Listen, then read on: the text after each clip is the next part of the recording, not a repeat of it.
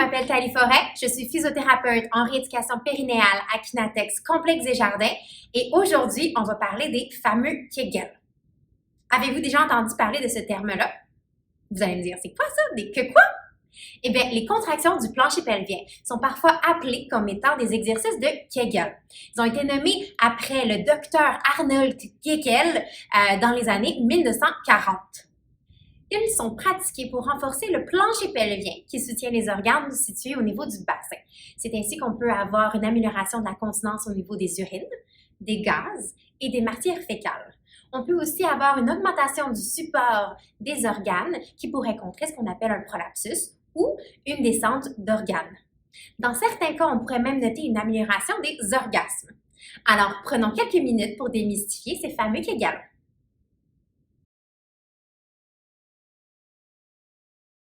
Une des consignes la plus faciles à comprendre pour bien contracter son plancher pelvien est d'arrêter le flux d'urine lors de la miction.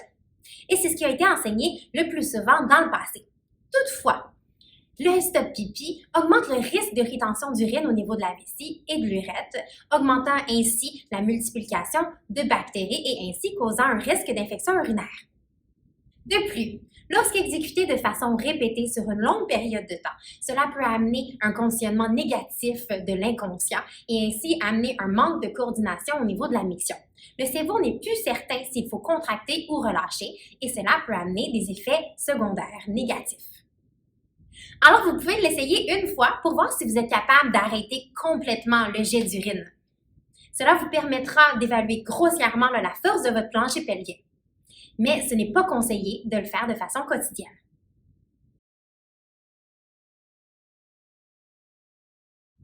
À ce que je sache, tout le monde, hommes et femmes, urine, défèque et a des flatulences. Et normalement, autre qu'en isolation COVID, les gens ont tendance à vouloir retenir ces gaz-là. Puis c'est dans ce cas-là qu'on se dit « Ah, on va serrer les fesses pour essayer de retenir nos flatulences ». Mais c'est erroné. En tant que tel, ce qu'il faudrait dire, c'est qu'il faut contracter le plancher pelvien pour retenir ces gaz.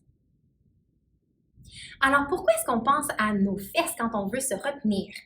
C'est parce que les muscles fessiers ont tendance à se contracter pour compenser à un plancher pelvien qui est faible ou qui manque de contrôle moteur. Normalement, notre plancher pelvien devrait déjà se contracter à notre insu de façon involontaire dès qu'on commence à se balancer d'un côté à l'autre. Malheureusement, on se rend compte trop tard de la faiblesse et du manque de contrôle et ça donne des symptômes au niveau du plancher pelvien, comme de l'incontinence. Il est donc possible pour tous de bénéficier d'un renforcement du plancher pelvien. Pas juste des femmes postpartum, ça veut aussi inclure les hommes. Saviez-vous que la contraction du plancher pelvien est impliquée dans la qualité de l'érection? Mais ça sera un sujet pour une autre capsule vidéo.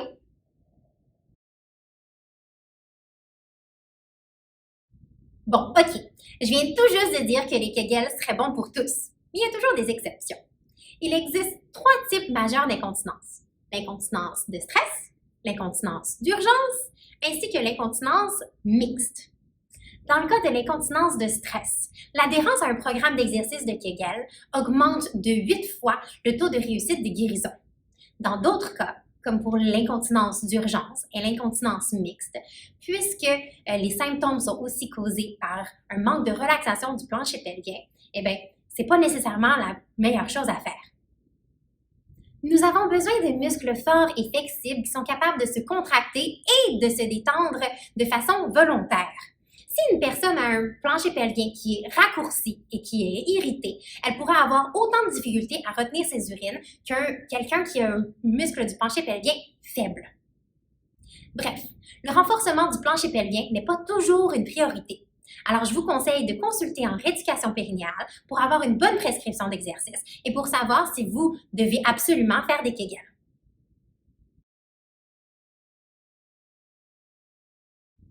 Les physiothérapeutes essaient toujours de travailler en étroite collaboration avec les chirurgiens. Lorsque votre condition requiert une chirurgie, c'est souvent pour corriger un problème qui est anatomique. Cela ne veut pas nécessairement dire que fonctionnellement ou biomécaniquement, votre plancher pelvien est dans une condition idéale. Pour obtenir une récupération optimale, il est important d'améliorer le contrôle ainsi que la force musculaire du plancher pelvien après la chirurgie. Il est donc possible que vous ayez besoin de faire des Kegels. Contracter son plancher pelvien, c'est bien plus facile à dire qu'à faire.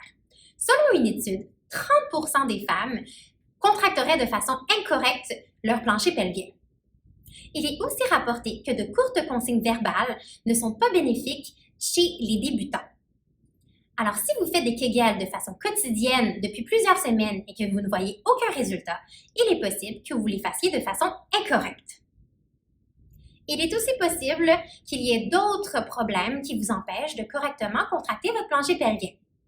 De plus, il existe d'autres techniques de traitement autres que les Kegels.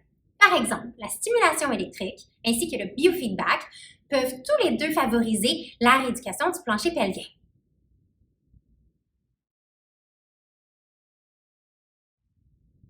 Il est important de noter que d'améliorer la fonction pelvienne est plus complexe que de seulement renforcer les muscles du plancher pelvien. Alors n'hésitez pas à me consulter à ce sujet. Je suis Thalie Forêt, physiothérapeute en rééducation périnéale à Kinatex Complexe des Jardins et je vous souhaite une bonne journée!